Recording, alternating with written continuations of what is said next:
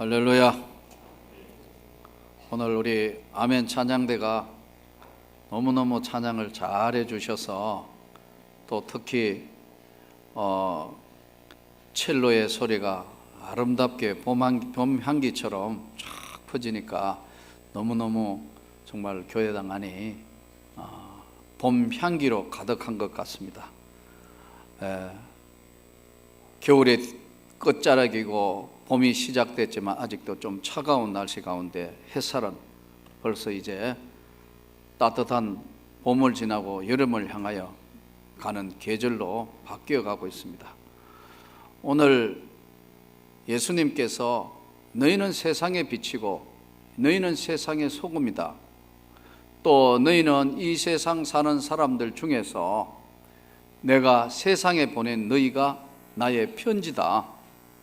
오늘 사도행전 13장에는 예수님께서 중요한 세 번째, 세상의 빛이고 소금이다. 너희는 이 세상에 손으로 쓴 편지와 같다. 우리 자신이 세상에서 예수의 편지다. 세상의 빛이고 소금이다. 오늘 세 번째는 내가 너로 이방의 빛이 되게 할 것이다. 내가 너를 이방의 빛으로 삼아 너로 땅끝까지 구원을 하게 할 것이다. 그렇게 말씀하셨어요. 오늘 이 말씀을 통해서 정말 세상을 비추는, 이방 세상을 비추는 놀라운 변화와 축복이 저와 여러분에게 일어나기를 축원합니다. 바울과 바나바가 오늘 성경에 기록된 최초의 선교사들입니다. 이 바울과 바나바는 많은 시간을 들여서 유대인들에게 복음을 전했어요. 예수 그리스도가 구원자이시라는 복음을 전했는데 유대인들이 이 말을 믿지 않아요. 받아들이지를 않아요. 내가 너희들보다 훨씬 많이 알고 나는 율법을 지키는 자다는 자만심에 의해서 저들은 하나님을 잘 안다고 생각하고 예수 전하는 사람인 바울과 바나바를 핍박까지 했어요. 그래서 바울과 바나바가 담대히 말하여 이르되 하나님의 말씀을 마땅히 먼저 너희에게 전할 것이로되 너희가 그것을 버리고 영생을 얻기에 합당하지 않는 자로 자처하기로 우리가 이방인에게로 향하노라. 주께서 내가 너를 이방의 빛으로 삼아 땅끝까지 구원하게 하리라. 이방인들이 듣고 기뻐하여 하나님의 말씀을 찬송하며 영생 주시기로 작정된 자는 다 믿더라. 유대인들은 복음을 전했는데 굉장한 핍박을 받았어요. 근데 반대로 이방 사람, 유대인이 아닌 사람들에게 복음을 전해보니까 이 사람들이 너무너무 기뻐하고 하나님을 찬송하고 그리고 영생 주시기로 작정된 자는 다 예수를 바나바와 바울처럼 예수 그리스도를 구주로 믿더라. 이래서 놀라운 변화가 일어나는 것을 오늘 성경을 통하여 보면서 유대인들은 이것을 시기 질투해서 쫓아다니면서 핍박하고 쫓아다니면서 대적하는데 발에 티끌을 흘면서 바울이 이제 이고니온이라는 쪽으로 가서 다시 이방인들에게 또 복음을 전하는 것을 볼 수 있습니다. 오늘 이 본문에서 가장 중요한 내가 너를 이방의 빛으로 삼았다. 이방의 빛으로 삼는다는 말이 무슨 말씀일까요? 이것은 이방 사람들에게 모든 사람이 너를 보면 이방 사람들이 너가 예수 그리스도의 빛을 바라는 사람이다. 세상의 빛이다. 세상의 편지이다. 예수의 세상의 이방 사람들에게 빛을 비추는 사람들이다. 내가 너로 세상의 이방 사람들에게 이방의 빛을 비추게 할 것이다. 여기서 오늘 우리가 예수 그리스도를 믿는 우리가 한번 진지하게 한번 고심을 해볼 필요가 있습니다. 우리가 예수 그리스도를 구주로 믿지만 어떻게 살 것인가? 남은 생에 우리가 무엇을 위하여 살 것이며 어떻게 살 것인가? 우리 주변에는 쭉 돌아보면 아직도 안 믿는 사람들이 너무 많습니다. 또 예수 그리스도가 구주이고 영생 구원을 주시는 주님이시라는 사실을 전도하기에는 정말 참 장애가 많습니다. 우리가 전도를 하러 나가고 복음을 전해보면은 그냥 있는 것이 아니고 오히려 우리를 멸시하고 핍박하게 되고 어떨 때는 조롱하게 되는 그런 경우들이 많습니다.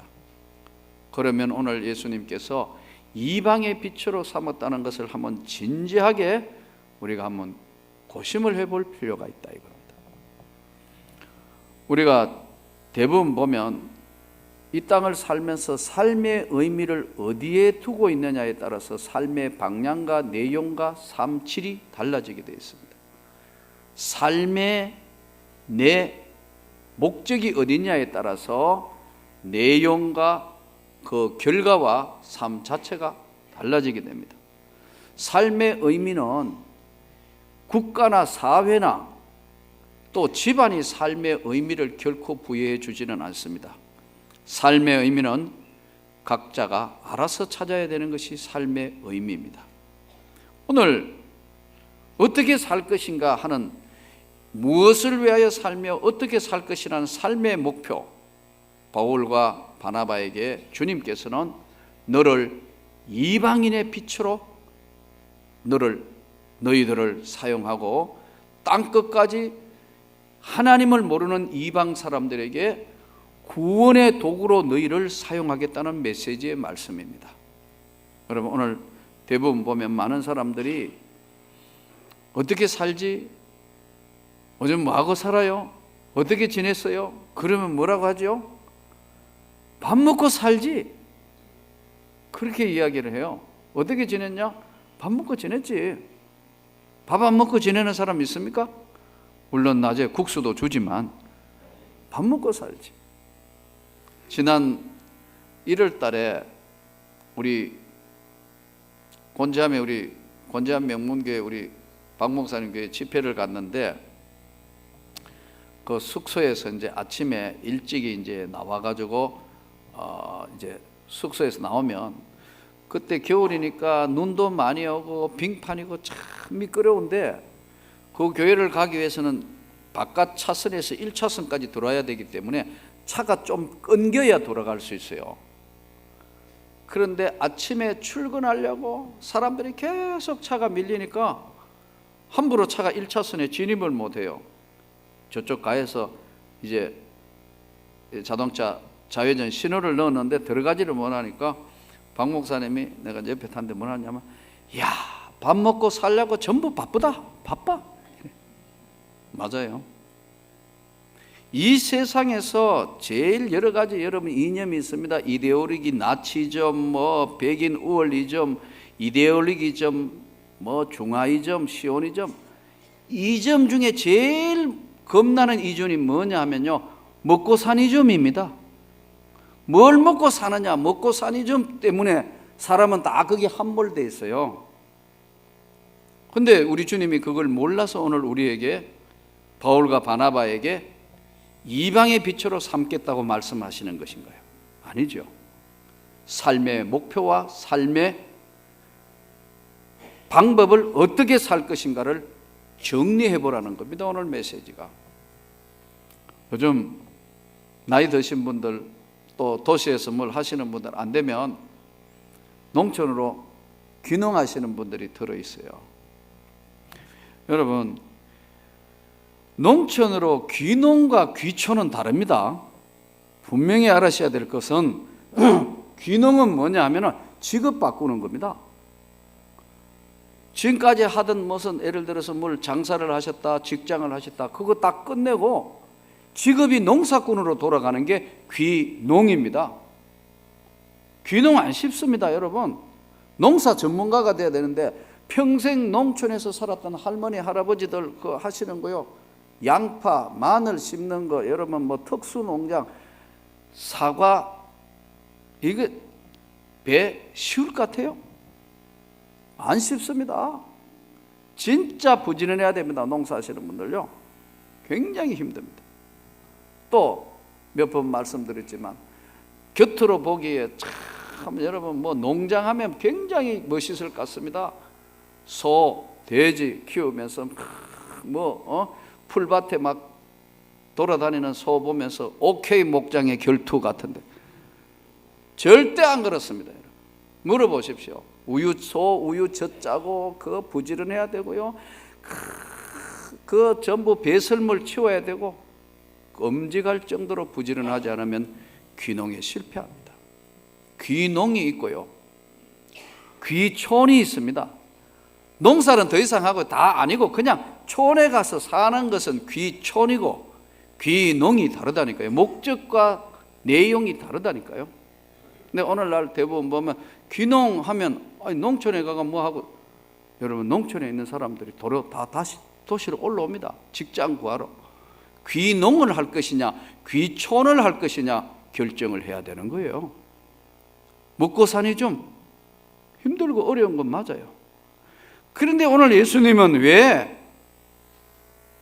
이방의 빛이라는 말씀을 던지느냐는 거예요. 우리가 알아야 할 것은 삶의 우선순위가 명확하게 정해지면서 살아라는 말씀입니다. 직장에 나가요? 이방의 빛이 뭐 멀리 선교사 나가는 게 아니라 직장에 나가서 내 동료 보고 예수 믿도록 복음을 비춰주는 것이 이방을 향한 빛입니다. 내가 만나는 사람들, 내가 만나는 손님들, 내가 만나는 모든 사람들에게 이방을 향하여 비추는 빛이 되라는 거예요. 저는 여러분들이 삶의 목적이 분명하게 장사도 하시고 사업도 하시고 또 뭐 이 모양 저 모양으로 여러 가지로 직장도 다니시고 다 하시길 때, 그러나 그 삶의 목적이 무엇이냐는 걸 정확하게 정리하라는 말씀입니다. 저는요, 제가 은혜를 받았을 때 정리를 했습니다. 내 직업은 집사, 학교 교사는 부업. 왜냐하면 살아야 되니까. 딱 정리됐어요. 그러니까 열심히 주의 나라를 위해서 봉사하니까 하나님께서 삶의 어떤 갈등이라는 자체가 정확하게 정리되고 다른 데는 별 의미가 없는 거예요. 오늘 저는 여러분들이 철저하게 오늘 이방인을 향하여 이방을 비추는 이방의 빛으로서의 삶을 여러분이 살아드릴 수 있기를 바랍니다. 사람은 대부분 보면 상처받는 거 싫어합니다. 또 나는 여러분들이 상처 주지도 말고 상처 받지도 않으시기를 바랍니다. 그러나 여러분, 상처 안 받고 산다고 행복한 삶은 아닙니다. 때로는 위기도 오고 외로움도 오고 고통도 오고 어떨 때는 완전히 바닥에서 살아야 될 그럴 때도 여러분, 예수로 인하여 성령으로 충만한 은혜가 여러분을 지탱해 주기를 바랍니다.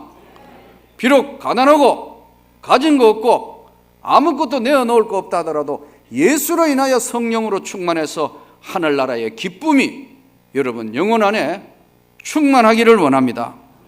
그러면 이 삶은, 내 삶은 다른 사람이 볼 때, 야, 저렇게 어려운데, 저분 가정이 어려운데, 저 직장이 지금 어려운데 어떻게 하는가 볼 때, 저분은 그래도 정말 예수 그리스도로 인하여 충만한 은혜의 삶을 사는구나. 그것이 바로 말하지 않아도 다른 사람들에게 비춰주는 메시지고 빛입니다. 대부분 보면 우리는 삶을 열심히 살면서도 다른데 먹고 사니 좀 아니면 명예나 다른데 보이지 않게 다 집착되어 있어요. 제가 아는 어떤 분은 목사님인데도 이분은 야구 외에는 별로 나하고 만나면 예수 이야기는 한마디도 안 해요. 나는 듣기만 해요.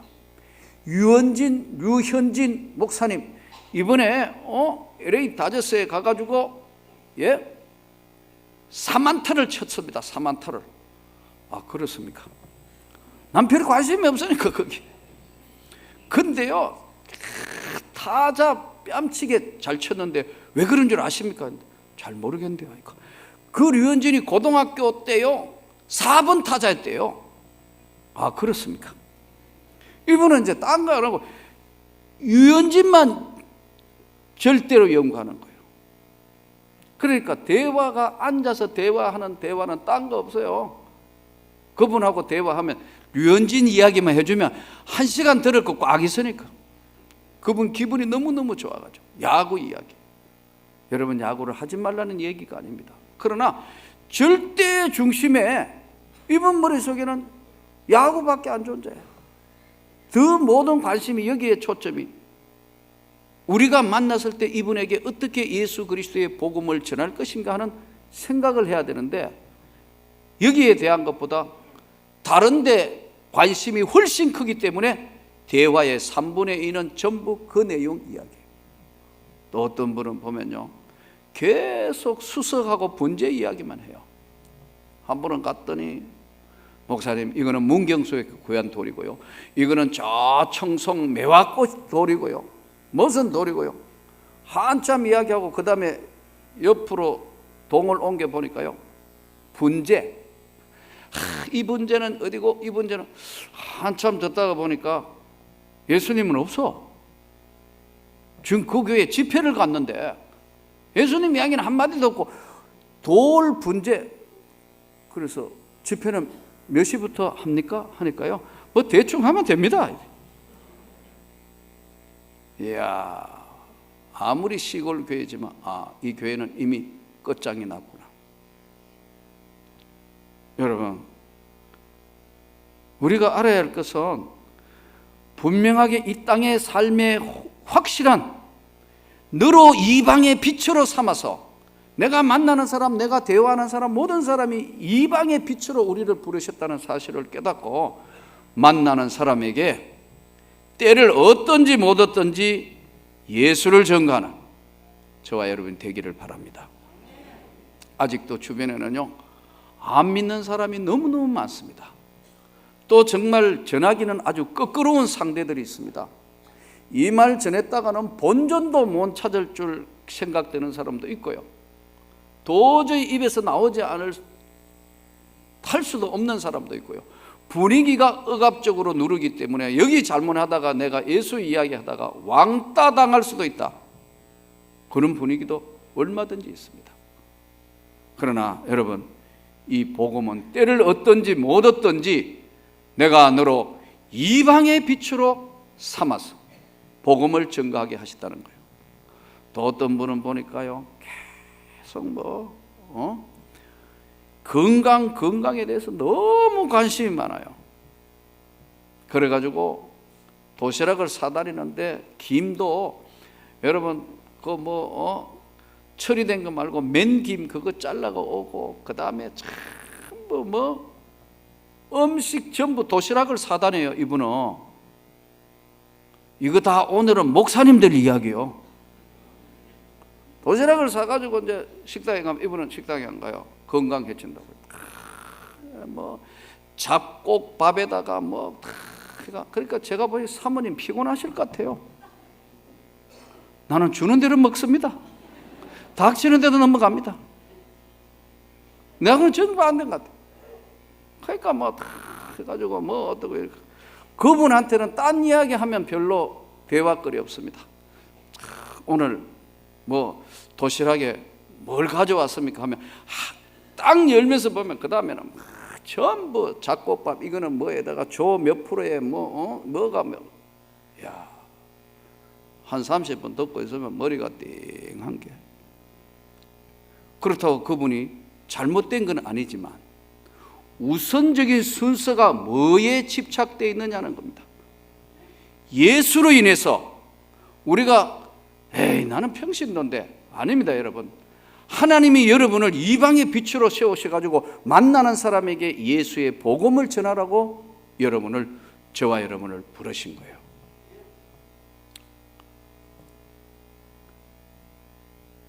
중국의 진나라 황제였던 진시 황제, 춘추 전국 시대를 마감하고 중국의 가장 위대한 군주로 꼽히는 진시황이 500년 대춘추 전국 시대를 마감하고 최초 통일 왕국의 왕이 되었습니다. BC 221년에는 제 나라를 제압하고 완전 통일을 했죠. 통일하자 그는 국토를 36개 군현으로 나누어서 처음으로 법령을 통일합니다. 표준 도량제를 실시하고요. 아주 중국을 이제 천하를 하나로 묶는 작업을 합니다. 대단한 역사를 합니다. 그리고 역사에 남는 만리장성, 어마어마하죠? 만리장성, 인간이 세운 축조물 중에서 저 지금 달나라에서도 보인다 할 만큼 만리장성, 대단한 정말 역사를 일으켰던 사람입니다. 그리고 하도 이제 뭐 철학적이다 아니면은 정치에 관여하는 사람 하니까 확 정리해가지고 농업하고 의학책 외에는 다 없애버리죠. 분석행육 다 없애버리죠. 아주 참 대단한 독재자고 대단한 왕입니다. 그런데 중요한 거는 이제 나이가 자꾸 드니까 죽을 때가 가까이 돼. 안 죽고 싶은데 나이 들고 죽을 때가 가까이 되니까 어떻게 해요? 여러분, 소설도 영화도 연극도요 다 끝이 있습니다. 마지막 장면 스토리를 어떻게 정리하느냐에 따라서 그 영화는 바뀌게 돼 있어요.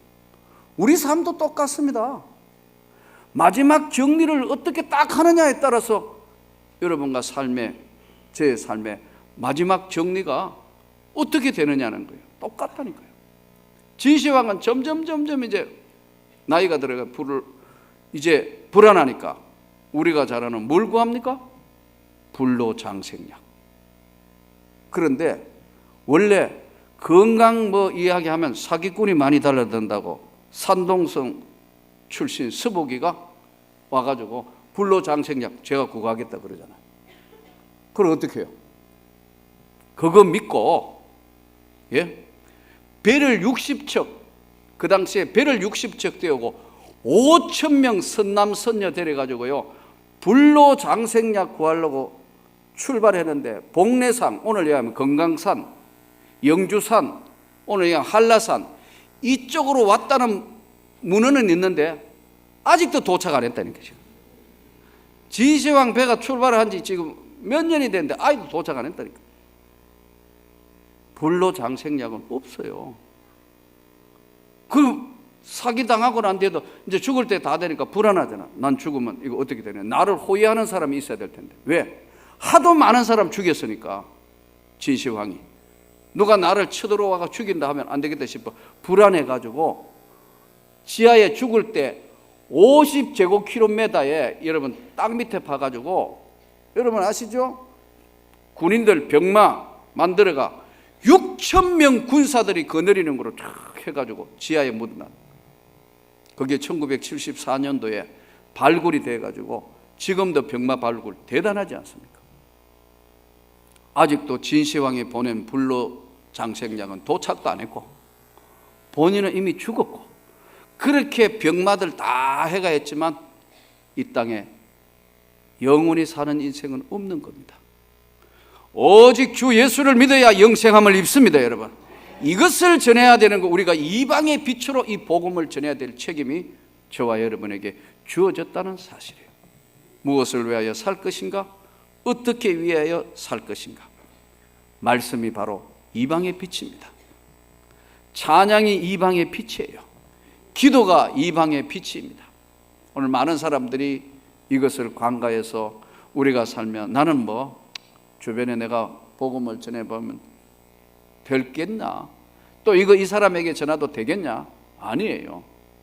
여러분들이 나는 내 생애의 삶을 주님이 말씀하신 대로 이방의 빛으로 내가 복음으로 하나님의 선택을 받았다는 사실을 생각하고 제자의 삶을 살기로 결심하면 주님이 함께 하시고 동행해 주시는 겁니다. 제가 신학교 갔을 때에 우리 앞기수 선배 중에 성녀가 한 사람 입학을 했습니다. 중입니다. 성녀. 극락의 불납이라고 선 김성아 목사. 나하고 신학교 같이 다녔습니다. 중이에요. 근데 아버지도 중, 또 성녀고, 삼촌도 성녀고.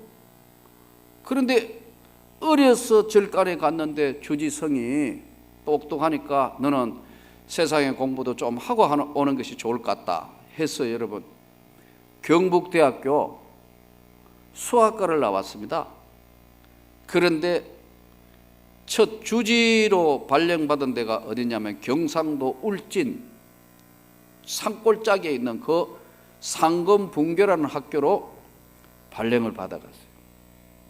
여기 갔는데 상검분교라는 학교는 아주 산속에 있으니까 학생들도 아주 중학교인데 분교학교니까 얼마 되지 않지만 선생님들이 너무 산지고 오지니까 공립학교 발령을 내면 사표 내버린 거예요.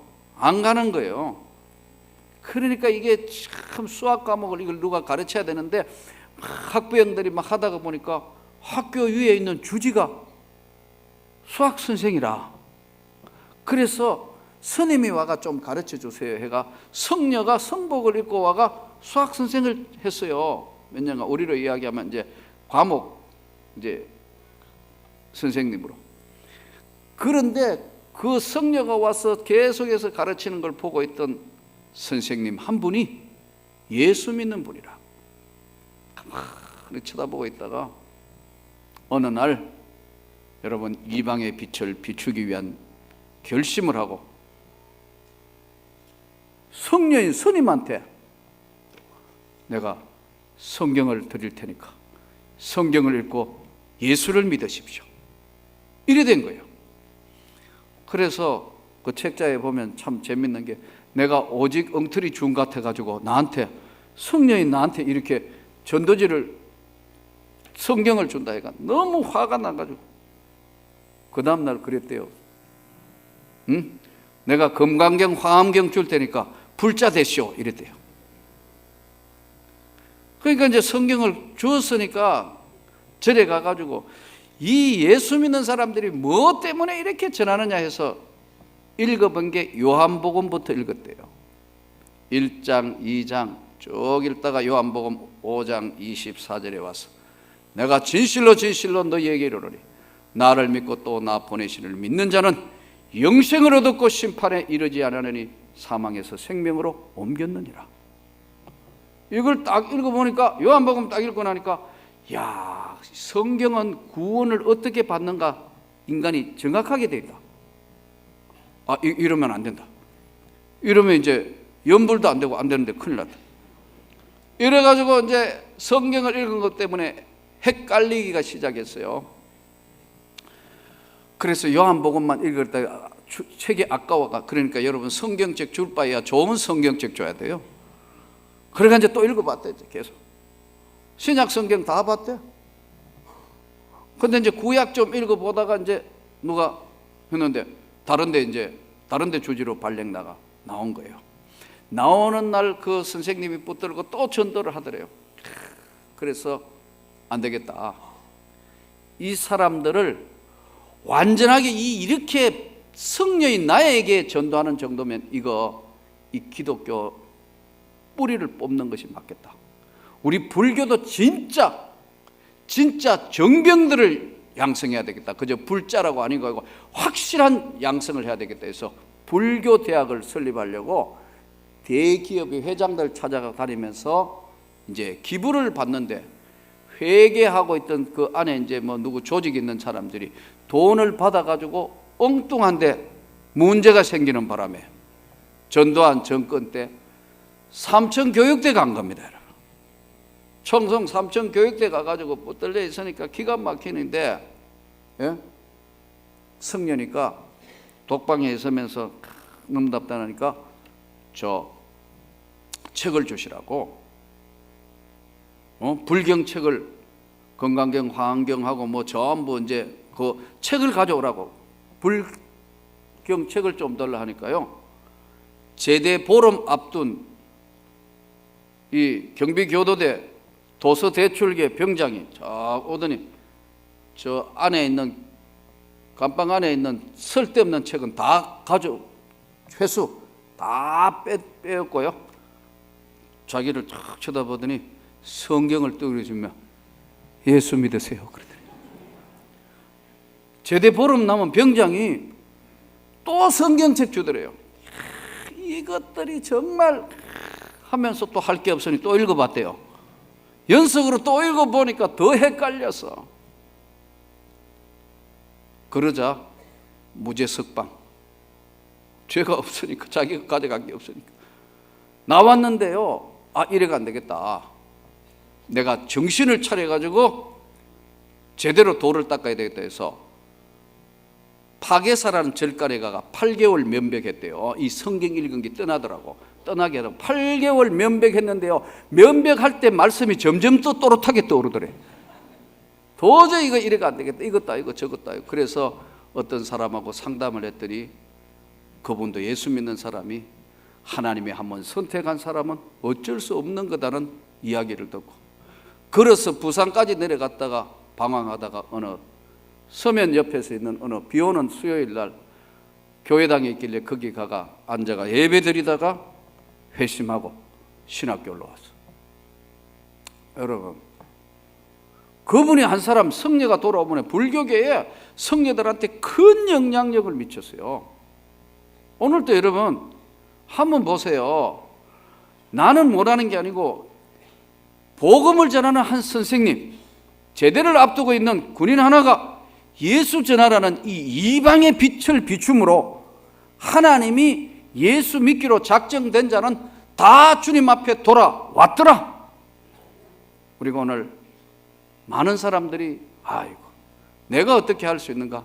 여러분이 하는 게 아닙니다. 여러분들이 예수 그리스도 안에서의 분명한 이방인의 빛을 비추도록 주님 앞에 마음의 헌신만 다짐하면은 역사는 주님이 하신다는 사실을 깨닫고 내가 너로 이방의 빛으로 세웠다는 이 주님의 말씀을 잘 간직해서 주님께 영광 돌리는 헌신되는 이 한 주간이 되기를 주 예수 이름으로 축원합니다.